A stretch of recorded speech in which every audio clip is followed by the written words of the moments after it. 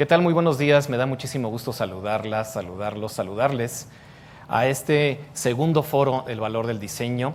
Yo soy Luis Royce, soy el coordinador de la licenciatura de Diseño Gráfico y de Diseño Sensorial y Dirección Creativa. Me da muchísimo gusto que estén aquí con nosotros. Hoy vamos a platicar sobre el valor del diseño en las industrias creativas, pero también en cómo se puede contar nuevas historias a partir de técnicas, tecnologías y nuevos sistemas que podemos utilizar ahorita para contar historias que puedan ser entrañables para los demás. Antes de comenzar, quiero agradecerles a nuestros patrocinadores, a Cuchara Estudio y Déjate Querer, por el mobiliario y por las esculturas que se crearon para este escenario que es diseñado por Waterhouse Art Direction. Y para continuar ya con nuestros invitados, tenemos a Amaru Seas. Amaru, él es originario de Ecuador, de Cuenca, de Ecuador. Es un artista senior de CG Graphics, con sede en los Estados Unidos. Ha trabajado en Amazon Game Studios como artista en 3D. También ha recibido una gran cantidad de premios y reconocimientos, entre los que destaca ser seleccionado entre los 100 mejores artistas 3D de todo el mundo por la revista 3D Artist Magazine. Y pues él se ha desenvuelto en software de diferentes capacidades, de diferentes potenciales, como Autodesk Maya, Arnold Render, ¿sí? Mental Ray, Substance Painter. Y también me da muchísimo gusto saludar a James Castillo. James Castillo, él es director y diseñador, animador también, galardonado con múltiples premios.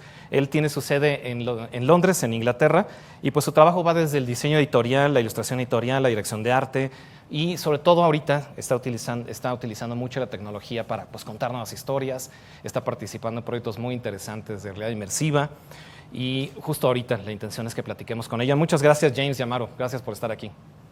Un placer. Sí, muchas gracias por la invitación. Excelente. Quisiéramos empezar esta plática poniéndoles un tema para que ustedes puedan ahondar, desarrollar. Ustedes que han trabajado con nuevas tecnologías, progresivamente la han utilizado desde los métodos tradicionales a los nuevos, como por ejemplo el cómputo en la nube o la realidad virtual.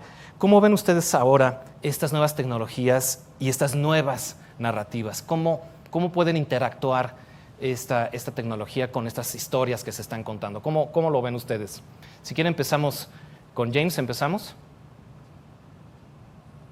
Bueno, para empezar me gustaría agradecer estar aquí en estas ponencias. Me siento muy honrado por el tema. Respecto a las tecnologías, sí, el cambio es radical. Creo que además me encantaría escuchar lo que Amaru tiene que decir, porque me consta que él ha hecho un proyecto muy interesante utilizando la nube de Amazon. En mi caso, las tecnologías han sido aquello que me ha permitido contar las historias que quería contar desde una con una libertad de la cual yo era inconsciente. Dame un segundo. Erin, it's not the time. Disculpa. A mí me ha abierto las puertas para poder contar historias y poder tomar riesgos que probablemente previo a su existencia hubieran sido imposibles.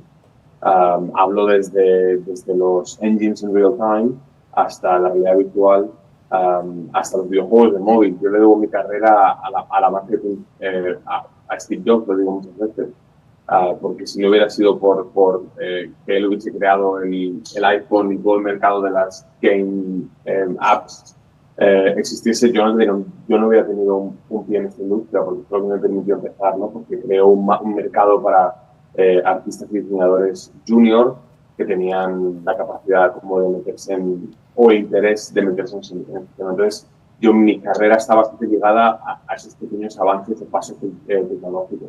Ahora, como director y como guionista y como diseñador, pues para mí se han convertido ya en una herramienta que además he intentado siempre abrazar, porque siempre da un poquito de miedo cuando sobre todo la gente tiene una idea muy cerrada de cómo se tienen que hacer ciertos pipelines o ciertos procesos, tanto narrativos como técnicos.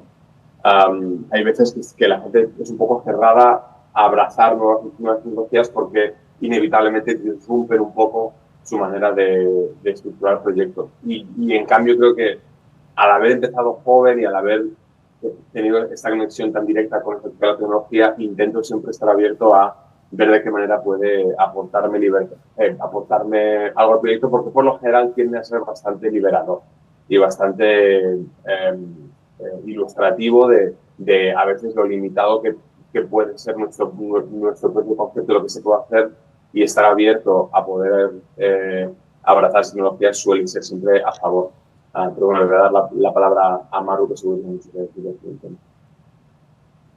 Muchas gracias. Ok.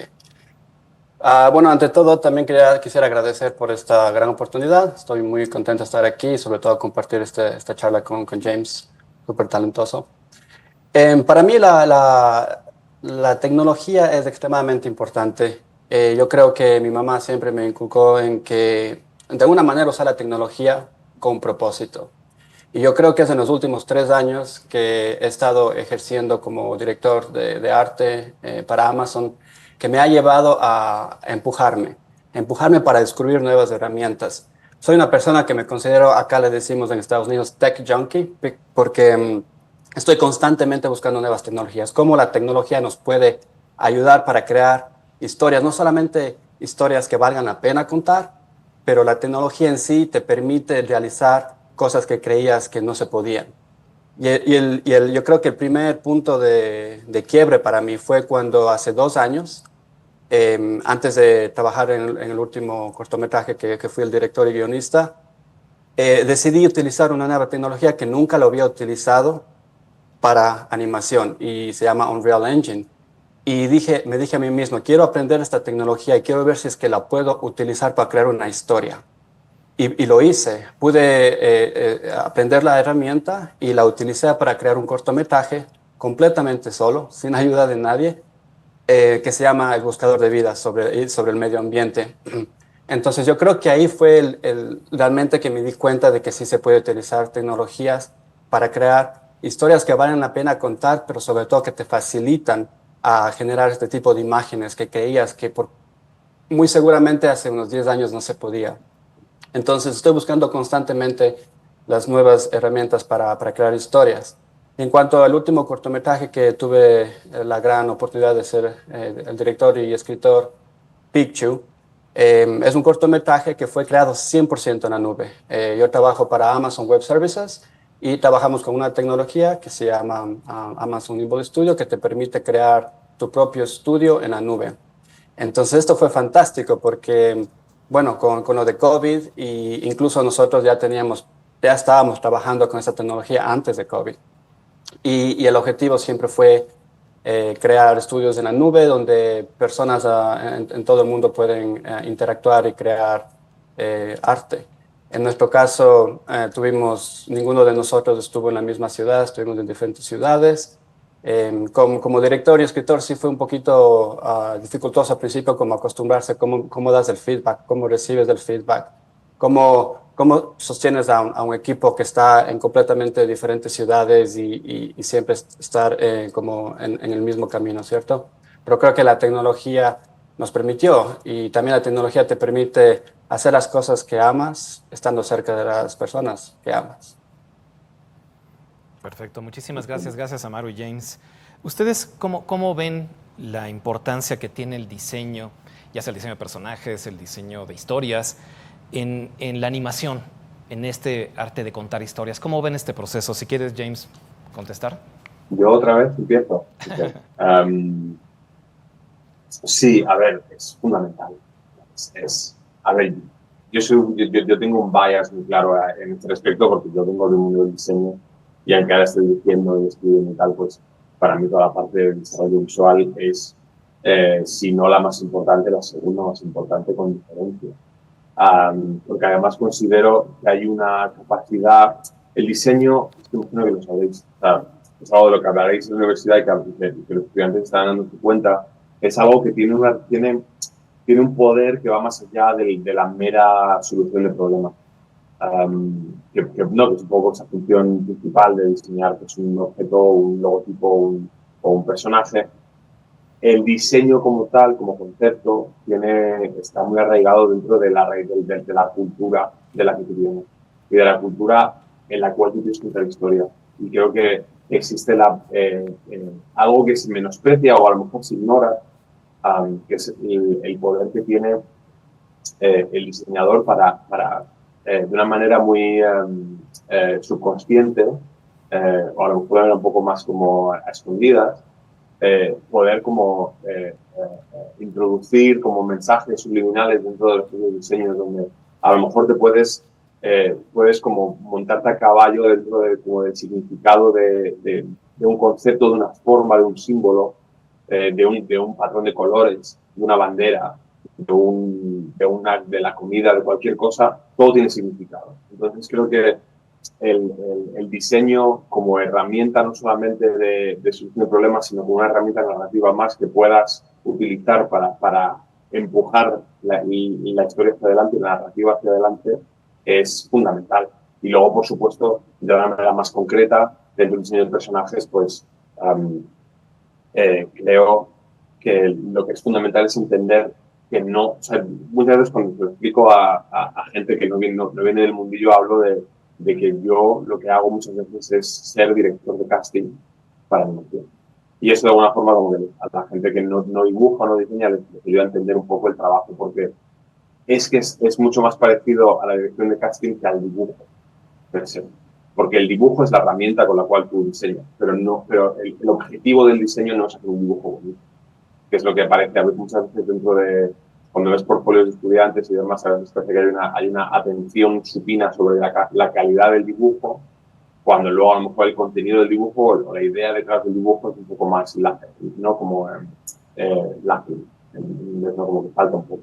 Entonces, el diseñador de personajes es alguien que en realidad lo que está haciendo es crear una librería de caras, de rostros, de momentos, de expresiones, de poses, que al fin y al cabo no distan tanto de lo que a lo mejor hace un actor cuando está preparando un papel para, ya sea Heath Ledger haciendo el Joker, que tiene que practicar pues cómo posa, cómo se ríe, cómo se enfada, de qué manera funciona mejor la luz, cómo lleva el pelo.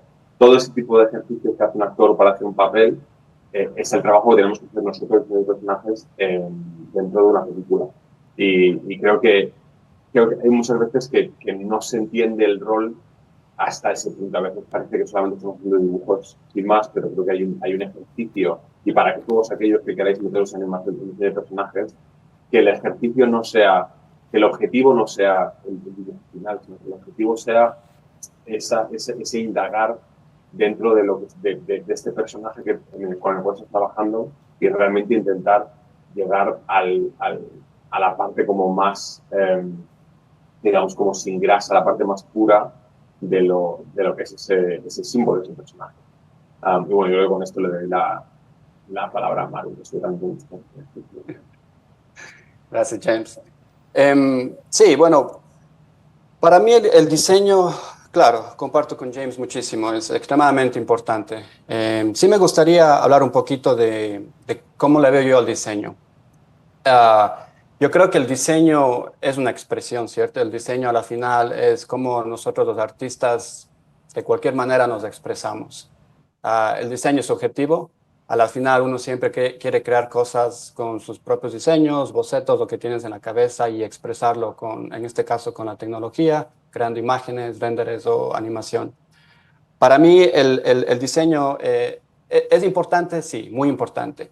Sin embargo, yo creo que creando Picchu y sobre todo estando detrás de todo, ¿cierto? Porque en Picchu somos un equipo de 12 personas, el cual hicimos un cortometraje en 9 meses. Entonces tuvimos poco tiempo y poca gente. Entonces eso significa que diferentes personas se pusieron diferentes sombreros, como decimos el dicho acá. A lo que voy es que terminamos haciendo más cosas. Yo fui el director, escritor, pero también empecé a ayudar con el diseño de paisajes, con el diseño trabajé incluso con los artistas, los músicos, porque el diseño no solamente es visual, es audiovisual. Entonces, yo creo que, como decía James, es muy importante crear también ese tipo de feeling, de momentos. Yo me acuerdo clarito cuando estaba trabajando con el compositor de Picchu y en una de las escenas el personaje principal, la niña, se cae. Y yo quería un tipo de sonido que como que le dé el empuje a la niña para que se levante. Es como mandar un mensaje. Entonces ahí empezamos a trabajar en lo que es el diseño de sonido. ¿Cómo podemos crear estos sonidos para que realmente tengas impacto a la gente cuando mire el cortometraje? El diseño yo creo que es algo que he ido aprendiendo durante más o menos 15 años de experiencia que he tenido en la industria. Yo creo que al principio para mí era importante ser original. No sé qué significa eso a la final, porque yo sí creo que todos los diseños son un poco copia de algo más. Entonces, Mm. cuando he trabajado con gente, me han dicho, no, pero tienes que ser original. Incluso cuando estaba trabajando porque también crear una historia es un diseño, ¿cierto? Es un concepto. Y yo trabajé con gente de Amazon que tenía que presentar el proyecto y me decían, pero eso no es original, pero eso no es original. Y yo creo que a veces eso de meterte en la cabeza la originalidad, a veces te puede incluso perjudicar. Yo creo que siempre es importante mirar cosas, lo que tienes, hay maravillas, ¿no? Gente que está produciendo cosas espectaculares que te inspiren. Eso te puede inspirar, coger esa pasión tuya y de ahí empezar a elaborar de acuerdo a tu inspiración y luego eventualmente vas a terminar creando tu propio diseño. Y así me pasó con Pichu. En cuanto a los paisajes, para mí el diseño en este caso era importante representar mi país, que tanto amo, Ecuador, y sobre todo sus paisajes que tiene de montaña. Entonces sí era importante tener bastante referencia realista, pero después, ya una vez que teníamos el diseño, como dijo James, siempre los personajes son como que primero, porque el personaje es al que quieres realmente darle el tipo de características, la personalidad. Y cuando terminamos el personaje, entonces empezamos a construir los environments, los paisajes de acuerdo al personaje. Entonces sí, eso es lo que pienso. Muchas gracias, gracias a Maru y James. Oigan, ahorita hemos platicado de tecnología, hemos platicado de diseño, pero justo ahorita, Amaro, tocabas un tema muy interesante, la historia también.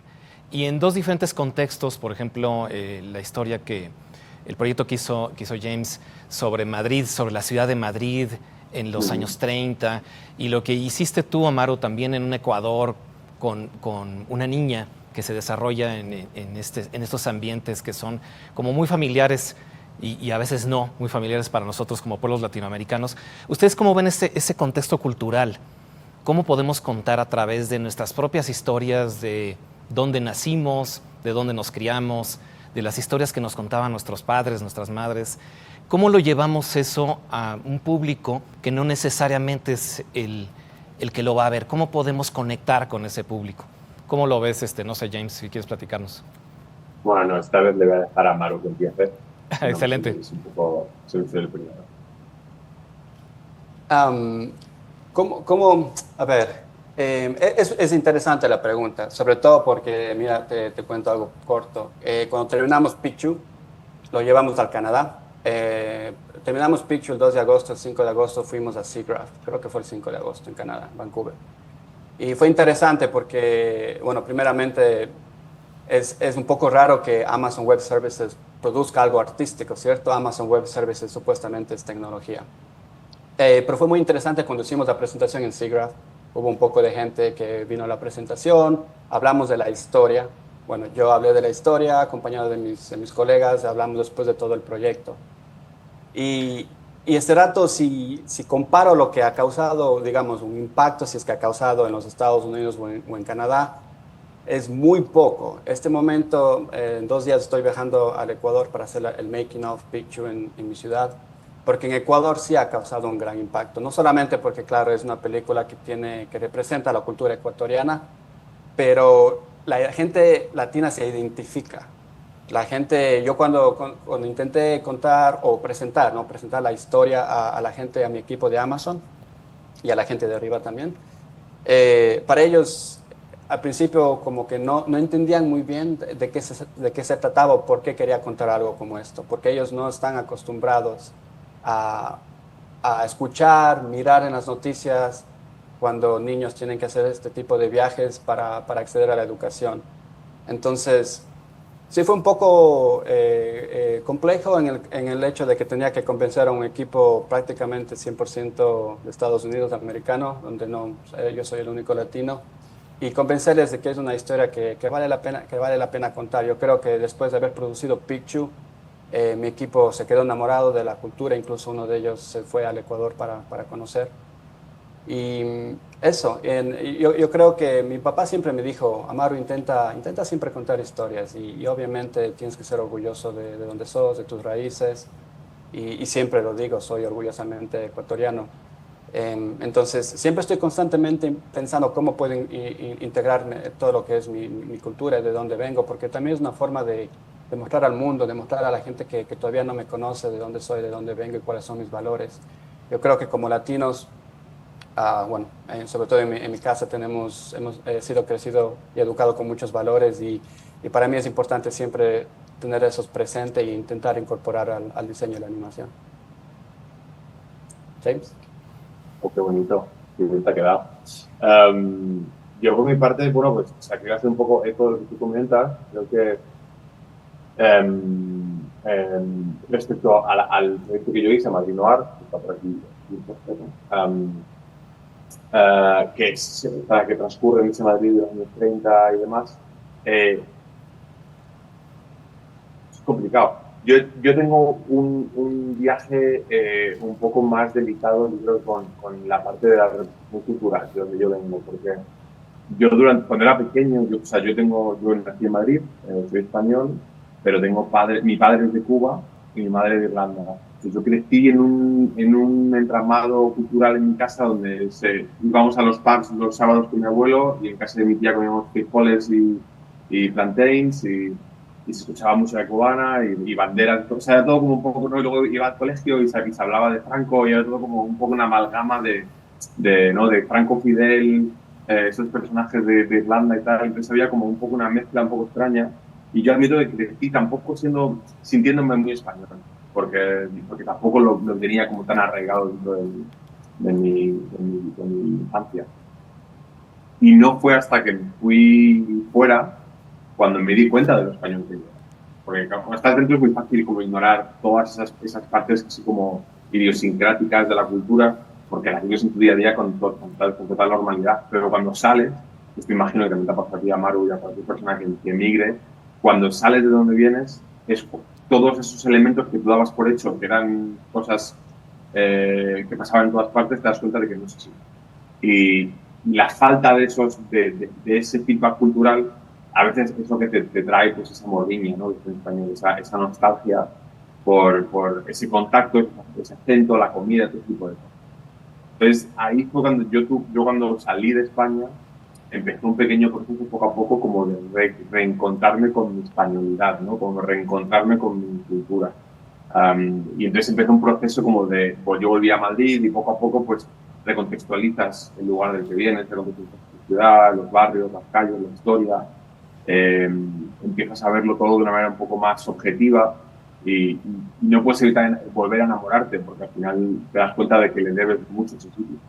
Entonces, así fue un poco como yo entré en el proceso de contar Madrid Noir. Yo originalmente cuando solía escribir, creo que nos pasa a todos, ¿no? Muchas veces es más llamativo sumergirte en mundos o crear mundos de fantasía, de ficción y como cosas como extremadamente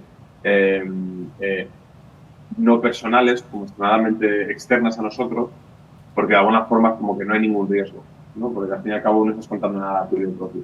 Y creo que hay un proceso cuando empiezas a aprender a escribir o escribes mejor o cuanto más lo haces y más escuchas a gente hablar de escritura o de dirección, te das cuenta de que aquel que no arriesga no gana. Tú tienes que poner algo tuyo dentro del proyecto sí o sí. Y tiene que ser siempre una búsqueda consciente de ti mismo, la historia. Puede ser una cuestión cultural, estética, histórica o puede ser una cuestión de los personajes. No. Por contar algo español no tiene por qué transcurrir en España, ¿no? Pero sí tiene esos valores los que tú hablabas, Amaru, ¿no? En España, por ejemplo, hay un personaje muy Quijote, ¿no?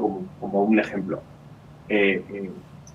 Yo ahora, de hecho, estoy escribiendo una historia en la cual hay un personaje que se le puede llamar quijotesco, ¿no? Porque es un personaje también que es un tipo de personaje relativamente pícaro, inocente, valiente, pero totalmente inconsciente de lo que le rodea.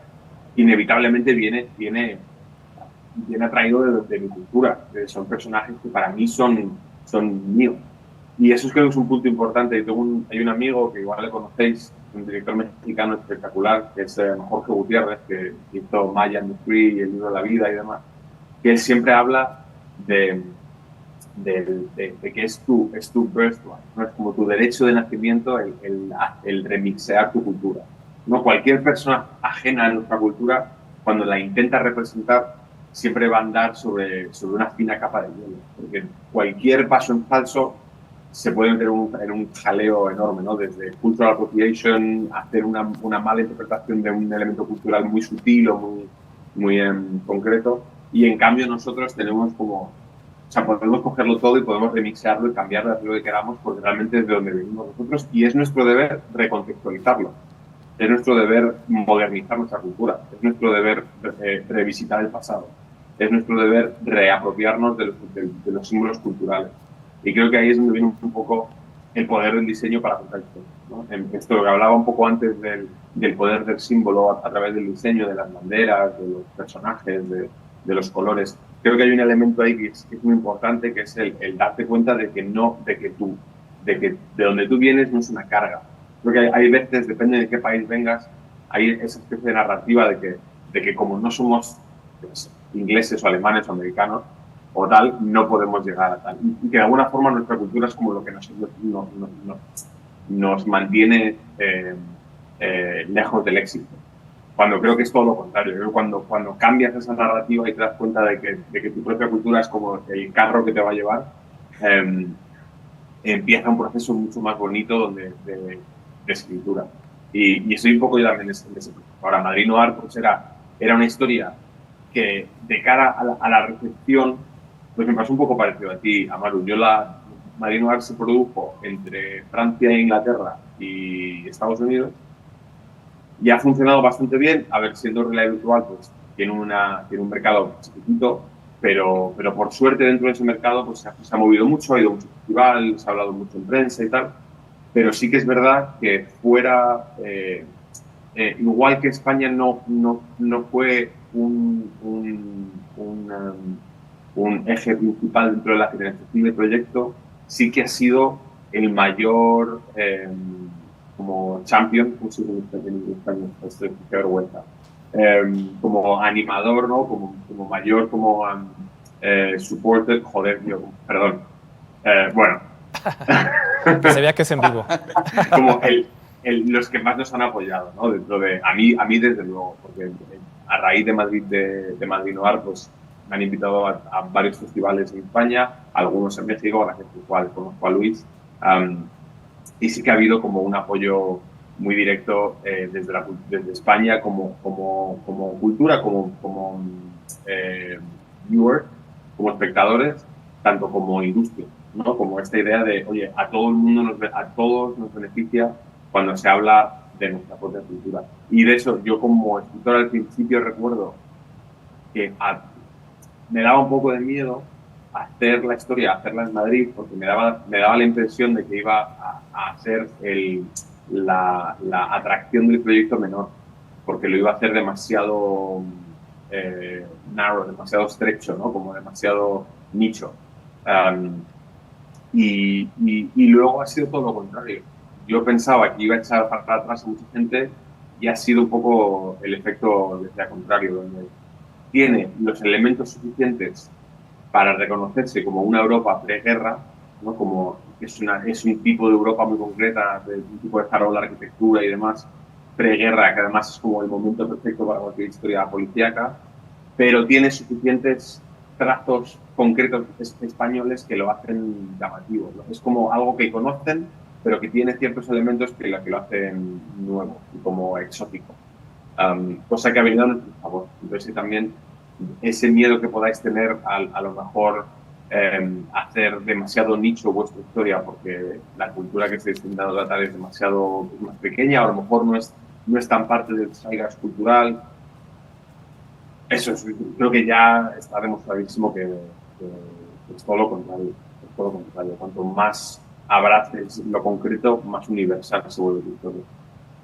Y luego, además, daos cuenta de que una cosa que a lo mejor os repetiré y que espero que repitáis todo el rato, es que las historias que contáis no tienen nada que ver con el plot que estáis construyendo, con esa parte de guión que es, ¿no?, de la trama que queréis construir. Y lo más importante es entender temáticamente de qué queréis hablar. ¿Cuál es, al final de la película, cuál es esa frase que queréis que la gente entienda y que la gente se lleve a casa consigo? Y cómo de vulnerables os queréis ser delante de esta historia. Por ejemplo, lo que hablabas tú, Amaru, en la historia de Hitsu, dentro de lo concreta que es muy universal, porque hay historias muy parecidas, a lo mejor no tanto en Norteamérica, pero por toda Europa, por toda África y por toda Asia, hay historias muy parecidas. Estoy convencido de que cualquier persona de esos territorios que lo vea sí que entenderá bastante bien esa historia. Y nada, la verdad, si no, no voy a parar. Muchas gracias, James. Gracias, Amaru. Justo estamos platicando de estas historias y las culturas. Y no quiero decir que estamos viviendo un boom de la animación, porque ya lleva un tiempo siendo una industria pues, que genera muchos ingresos, que genera muchos espectadores. A la gente nos gustan las historias animadas. Pero ustedes en diferentes industrias, por ejemplo, Amaru, que está trabajando en Estados Unidos para Amazon, y tú, James, que tú trabajaste este proyecto de Madrid Noir para Oculus, ¿no? Como otra gran empresa, ¿no? Estas grandes corporativos que a veces lo que hacen es un poco intentar acaparar todo, ¿no?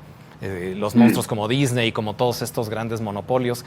Pero a través de estas historias, ¿ustedes cómo ven este proceso, ¿no? Los buscan, piden historias diferentes, lo estamos viendo, ¿no?, en plataformas, cada vez es más accesible, pero ¿cómo ven ustedes este proceso trabajando para estas grandes industrias que a veces quieren solamente escuchar una sola punto de vista? ¿Cómo lo ven ustedes? No sé quién quiera responderlo. En mi caso concreto, voy a ser muy breve, pero yo creo que el Madrid Noir existe porque el timing fue... O sea, yo era inconsciente del buen timing en el cual apareció este proyecto en las manos de Oculus, pero creo que ahora sería un poco más complicado de hacer un proyecto parecido.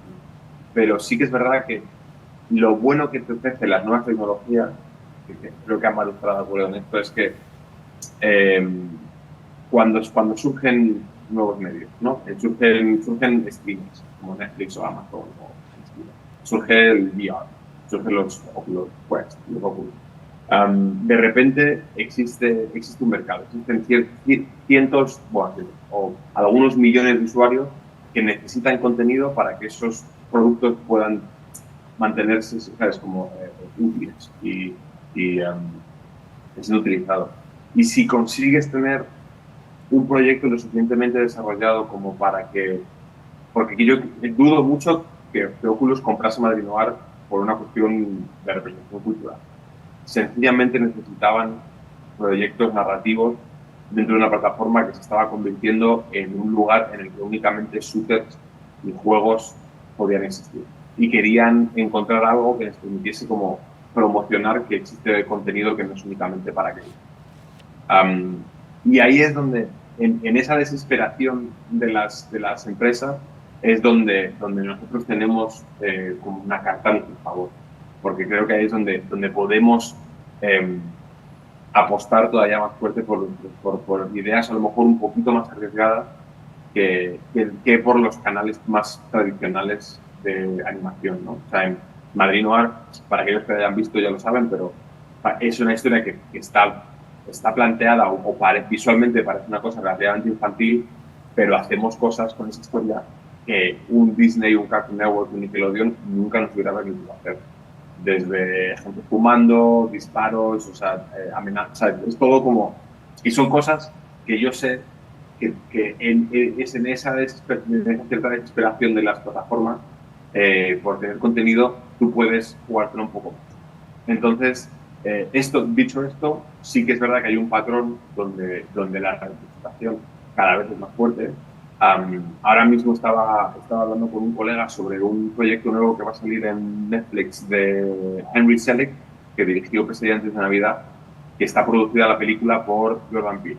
Y Jordan Peele creo que es un personaje que merece la pena comentar porque es un personaje que, Guillermo del Toro, que son estos autores que claramente no se preocupan únicamente por su propio éxito, ¿no? Que tienden a tener un brazo muy largo donde abarcan y abrazan a mucha gente e intentan levantarlos, porque saben que que la representación solamente por el hecho de representar no va a funcionar de la misma forma que si tú cuentas una buena historia, independientemente de a quién quieras representar, vas a acabar permitiendo que todo el mundo, ajenos al discurso social, se tomen la medicina sin darse cuenta, ¿no? Es como darle a un niño medicina jarabe con helado, ¿no? Es como, y creo que esos personajes, como Jordan Peele, como Guillermo del Toro, están haciendo mucho más de lo que a lo mejor se les da crédito. Porque creo que están creando inevitablemente un mercado, un mapa donde los consumidores, de una manera como muy inesperada, estamos consumiendo mucho más contenido de muy diverso, que viene de lugares culturales muy diversos a los nuestros y que además es que además son buenísimos. Es que esa es la gran diferencia, que no solamente no se ha convertido ya en un ejercicio de político, es que los mejores, o sea, el mejor contenido audiovisual que existe a día de hoy es el que viene de minorías. O sea, eso más creo que no tengo ninguna duda. Sí, es interesante muchas cosas de las que tú mencionas, James. Me acabas de... me acuerdo de algunas cosas en las que pasé, sobre todo con la pregunta, si quisiera responder a la pregunta directamente, yo diría que, a ver, lo mío fue un poco parecido como James. La razón por la que pude realizar un cortometraje como Picchu fue de suerte. ¿Por qué? Amazon Web Services no es que tenemos una compañía o un estudio de animación, para nada. Amazon Web Services se dedica solamente a producir tecnología, ¿cierto? Y nosotros somos un grupo de 12 personas dentro de la organización, como 160, donde somos un grupo de personas que nos encanta crear arte, tenemos años de experiencia, sí, y lo que hacemos es utilizamos la tecnología que creamos en Amazon y de ahí generamos contenido. Yo creo que el primer cortometraje que hicimos, que se llama Spanner, estoy un poquito decepcionado con la historia y es por eso que quería empujar para el siguiente proyecto que sea una historia que valga la pena contar. Trabajé duro porque hubieron varias... De hecho, Amazon quería contratar a un director fuera, ¿no? Y yo dije al equipo, no, tenemos 12 personas muy creativas aquí donde tenemos nuestras propias historias. Hagamos de aquí, que salga la historia de aquí del equipo. Y a la final terminamos haciendo eso, todos presentamos ideas, hicimos una especie de voto anónimo y fue seleccionada Picchu. Yo creo que muchas de las empresas, yo trabajé para Microsoft haciendo videojuegos, para el Forza Motorsport, que le llaman. Y yo creo que, como decía James, muchas compañías van por lo safe también, por lo que es lo que hace más plata, lastimosamente. No estoy atacando a ninguna sola compañía, ni mucho menos, solamente en mis años de experiencia he notado bastante eso, ¿no? ¿Qué es lo que nos puede hacer más dinero en vez de qué es lo que realmente sería bonito contar? No digo que los videojuegos no tengan buenas historias, hay videojuegos espectaculares con unas historias que son muy chéveres, muy bacanas, como decimos en Ecuador, pero yo sí creo que las compañías tienen bastante ese friction, esa fricción en cuanto a lo que si tienes una historia, pero esta historia va a causar qué tipo de impacto. Lo que nosotros buscamos es esto. Y uno como, bueno, yo soy director nuevo, porque es mi primera película, fue Picchu. Siempre estuve también pensando en eso. E incluso, no voy a decir nombres, pero yo tuve que trabajar con una persona un poco difícil para hacer aprobada el cortometraje. Y fue interesante, porque cuando yo tenía la idea y presenté la idea, esta persona me dijo, pero si la historia Picchu la cuentas como la estás contando, no vas a ganar un Oscar, no vas a ganar un Emmy, no vas a ganar premios. Y fue impactante para mí, porque en ningún momento yo nunca pensé en nada de eso. Yo solamente quería contar esta historia que ya la tenía pensada. Después de Life Hunter, después de haber creado ese cortometraje sobre el medio ambiente, yo ya quería hacer algo sobre la educación, porque soy una persona que cree 1000% que absolutamente cualquier niño en el mundo tiene la capacidad de ser lo que uno quiere ser, lo que les falta son las oportunidades, ¿no? Hay la desigualdad, y ese siempre fue el concepto. Pero yo creo que estas personas, y no es que sean malas personas, simplemente no creo que entendían la esencia o el concepto a lo que quería llegar, y por eso me dijeron lo que me dijeron. Curiosamente, me hicieron retrabajar toda la idea de la película y a la final volví al concepto original, a mi concepto, donde fue aceptada.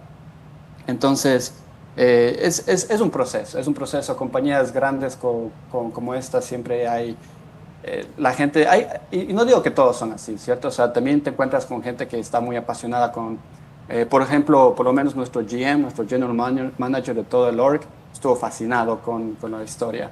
Entonces, sí hay el apoyo también. Yo creo que también depende del tipo de equipo y el tipo de industria en el que estés. Yo creo que los videojuegos sí es un poco más complicado, eso es más como para, obviamente, es una especie de... Es muy diferente a la animación. He notado muchas diferencias y no creo que he tenido ni una sola oportunidad en la industria de los videojuegos de poner como una historia. Yo creo que siempre que he trabajado ahí ha sido ya la historia creada y simplemente es crear contenido. Pero con animación sí he notado eso y yo creo que nuestro próximo proyecto, que posiblemente será dirigido por mi colega y buen amigo, también va a tener un gran impacto. Y yo creo que se están dando cuenta de lo que Pichu está generando y eso es extremadamente importante. Yo creo que también se dieron cuenta de lo que Life Hunter generó, a pesar de que haya sido un corto, sobre el medio ambiente. Yo creo que la gente incluso de mi equipo se dio cuenta de que cambiar un poco la dinámica y contar historias.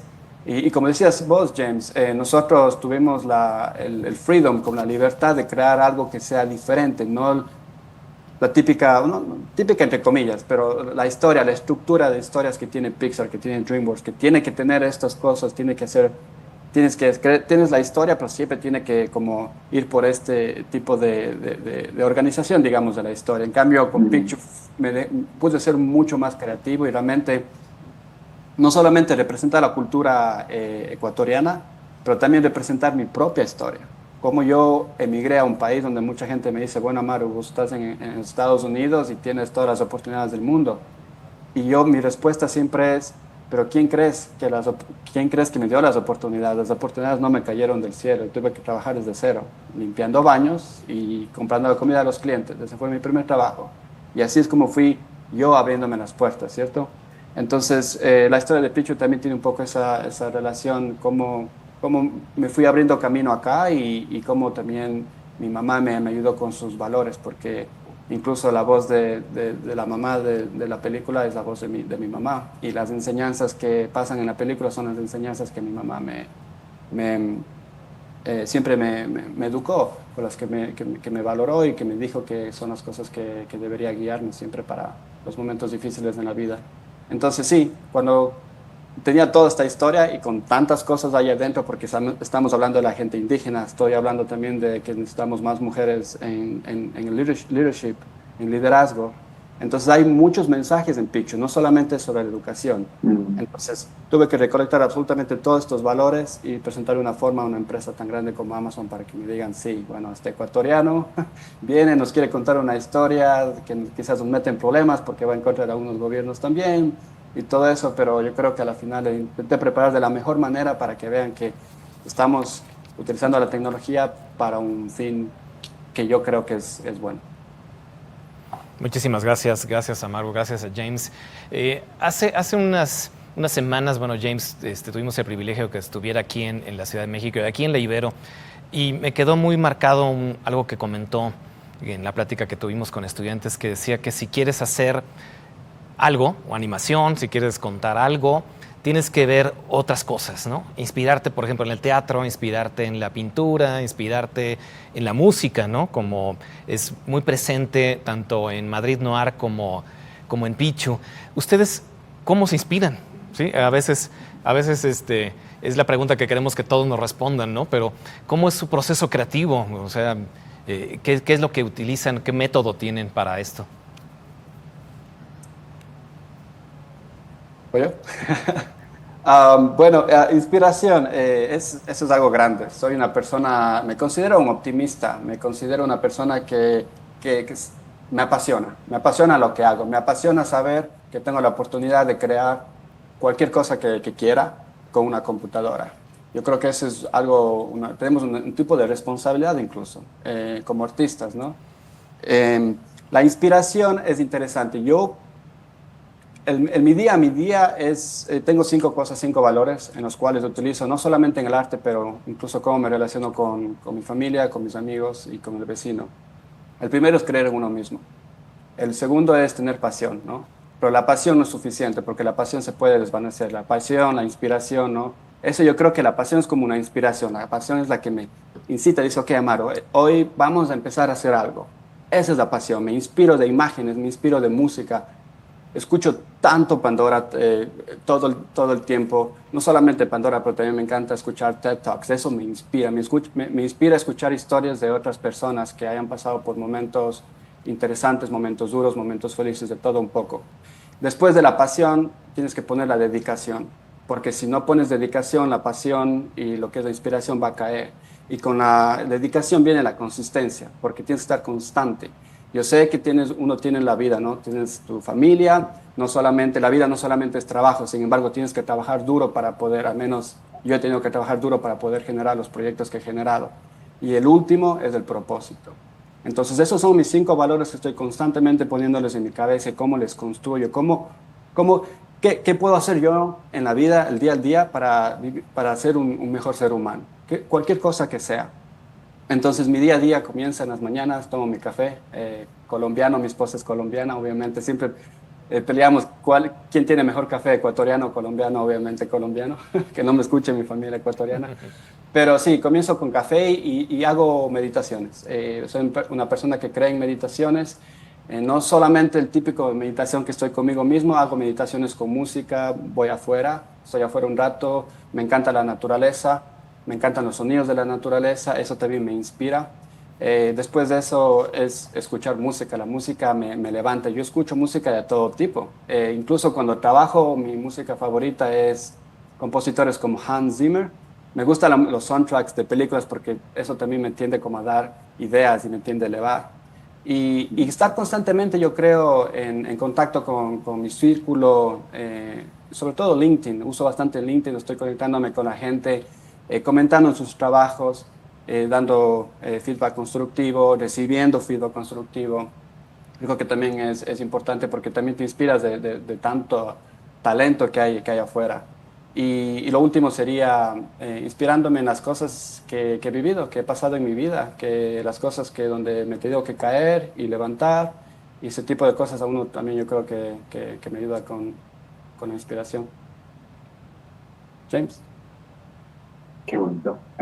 Sí, de hecho me has recordado al quote, este quote famoso de Picasso, ¿no? Que cuando llega la inspiración, que me sigue trabajando. Que se tienes un poco como encapsula toda esa idea, ¿no? Donde la inspiración sin la dedicación no vale nada.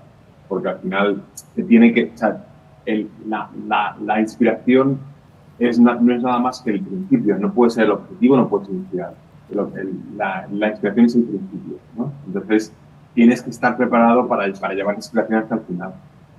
Y últimamente, cuando pienso en la inspiración, una cosa que me está pasando últimamente es que pienso cada vez menos de manera externa y cada vez más de manera interna, porque recuerdo, la inspiración es algo que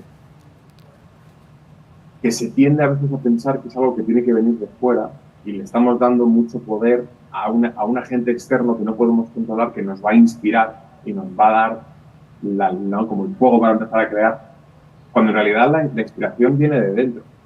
Uh-huh.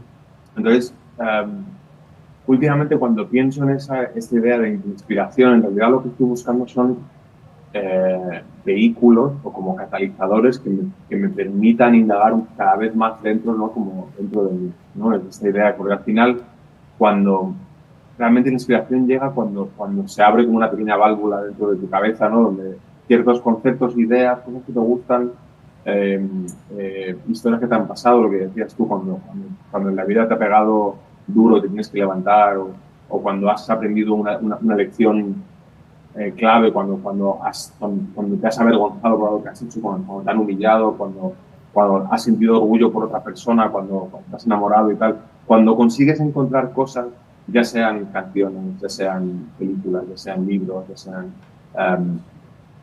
incluso entrevistas de gente, ¿no? Cuando al final todo aquello que te permita ser vulnerable contigo mismo, suele decir, últimamente es lo que me doy cuenta que es lo que más me mete en ese estado mental en el cual la inspiración es posible. Y vuelvo a lo mismo, creo que mi percepción de la inspiración ha cambiado. Creo que antes sí que leía y buscaba, como voy a buscar un género nuevo o un autor nuevo de novelas, o un cantante nuevo, un músico nuevo, lo que fuera, que me vaya a inspirar. Y creo que últimamente es al revés. En realidad es casi más como... porque al final, cuando no, lo que fácil viene, fácil se va, ¿no? Que decimos en España. Y eso un poco creo que en realidad la inspiración que se queda, la que permanece, es aquella que te pertenece, que le pertenece a tu historia. Que es esa idea de cuanto más indagas en ti mismo, más te das cuenta de que hay pequeñas perlitas que te permiten indagar en ti, y volvemos a lo que decíamos antes, de que abren esa vulnerabilidad para que cuando cuentes una historia estés diciendo algo de ti, que sirva como una investigación personal. Pero luego, más allá de eso, creo que para una respuesta más concreta sería que últimamente lo que más me inspira es lo que decíamos antes, historias que están contadas desde el corazón, desde perspectivas que para mí son invisibles, ¿no?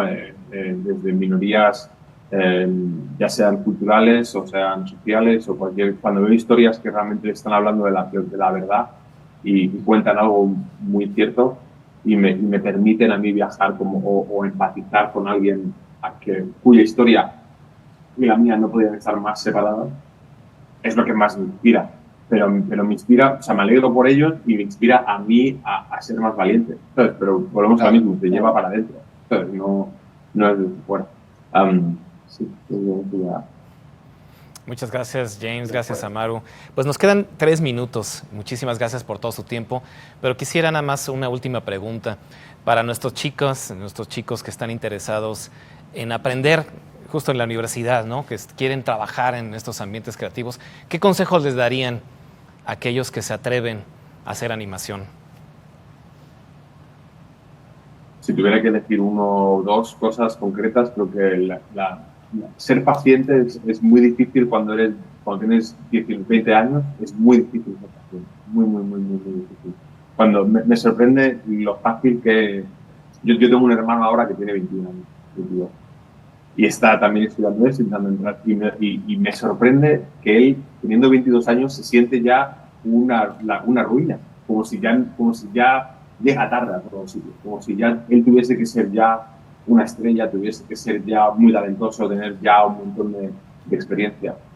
Y creo que lo que repito una y otra vez cuando hablo con él y cuando hablo con gente que no como estudiantes o gente joven es tener paciencia. O sea, yo ahora a los 33 años es cuando empiezo a tener un poquito más de control sobre lo que puedo hacer y sobre el tipo de proyectos en los que colaboro.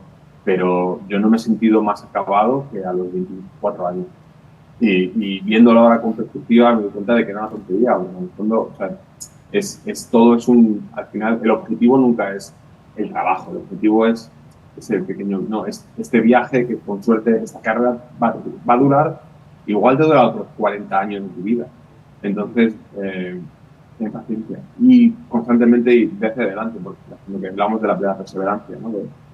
Tranquilos, que a todos nos han dado de hostias, a todos nos hemos caído, todos lo hemos dejado 6 meses, y nos hemos dado un viaje pensando que íbamos a cambiar de carrera y luego hemos vuelto, y ¿sabes? Todos hemos dado como pequeños vaivenes y al final todos acabamos bien, ¿no? Al final creo que si eres honesto contigo mismo no hay ninguna decisión errónea, porque todo te va llevando al siguiente paso. Entonces, paciencia. Y si queréis diseñar y dibujar y queréis meteros en animación o en esto, a todo el mundo le viene bien aprender un poquito de guión. Creo que hay un par de libros, el libro de Robert McKee de guión, que es un libro muy, muy universitario, donde habla de estructuras de guión sencillas, de arquetipos y tal. Creo que leéroslo os va a ayudar a todo el mundo, porque cuanto más entendáis cómo se cuentan historias, mejor vais a poder colaborar con gente en el mundo.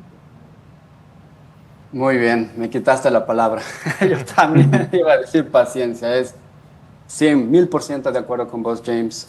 Paciencia es clave. Bueno, como ya dijiste, paciencia. La otra cosa que sí me gustaría terminar sería, aparte de la paciencia, tenemos que entender de que la vida no está escrita con una línea derecha, ¿cierto? Las carreras, y hablo específicamente de la mía en la industria de la animación, de videojuegos, pero creo que es en general. Las carreras, cuando vamos a la escuela, a las universidades, creo que les falta un poquito enseñarnos y prepararnos para la industria. Y no nos dejan saber que cuando empiezas tu carrera, se van a abrir más puertas, pero no digo de puertas de oportunidad de trabajo, digo de las cosas que te empiezan a gustar. Yo quería ser animador, terminé siendo modelador, luego director de arte, ahora me gusta hacer cinematografía y ahora estoy con otra dirección. A lo que voy es que cuando salgas de la universidad y comiences tu primer trabajo, si es que ese trabajo no te va bien por tu equipo, por el tipo de trabajo, por la misma compañía, no te desanimes. Ten la paciencia que dice James, pero también entiende que no por una experiencia va a dictar el resto de tu carrera, el resto de tu vida en tu carrera. Y saber que las cosas te van a llegar y vas a descubrir nuevos talentos. Vas a descubrir nuevos talentos que te van a apasionar a quizás hacer otro tipo de cosas.